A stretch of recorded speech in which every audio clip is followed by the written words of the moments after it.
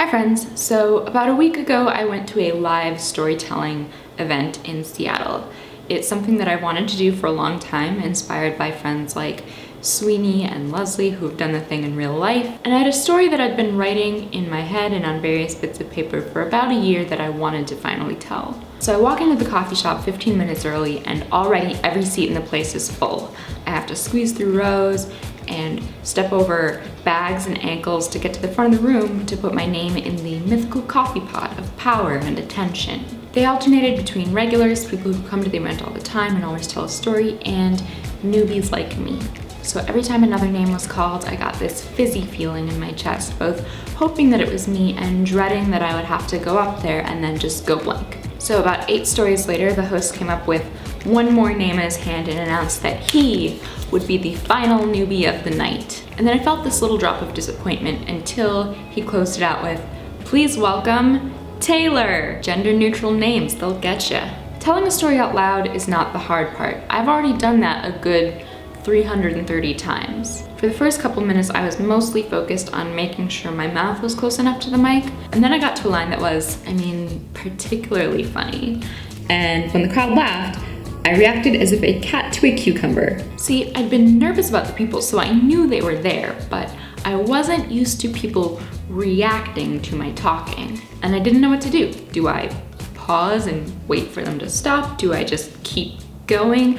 I landed accidentally somewhere kind of between the two and just laughed at my own jokes, which I'm pretty sure was the wrong move. But it's different than when I make videos because I don't have to deal with the reaction when I'm talking to no one, kind of. Nicole, Sweeney, same Sweeney from earlier, just made this video about something called context collapse. And her video gives like a way more smart and academic definition, so go watch hers. But the best way I can think to describe it is the feeling of when you're talking to everyone and no one all at once and trying to reconcile that in your head. She talks about how up until now she's always imagined herself talking to her friends, because in a way she always has been. But for me that's been quite the opposite. I always kind of imagine myself talking to no one.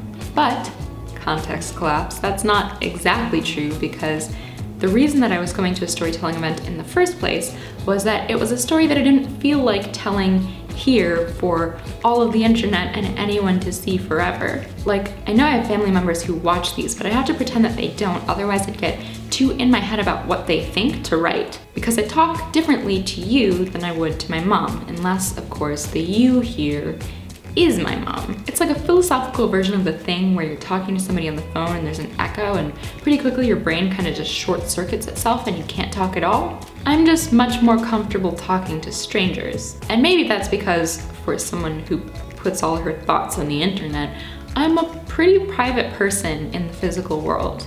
And maybe it's because when you know someone in person, you form patterns and rules and ways of talking that can conflict with the way that you talk to somebody else. And if both of those people are watching the same video, you have all these specific contexts collapsing on top of each other.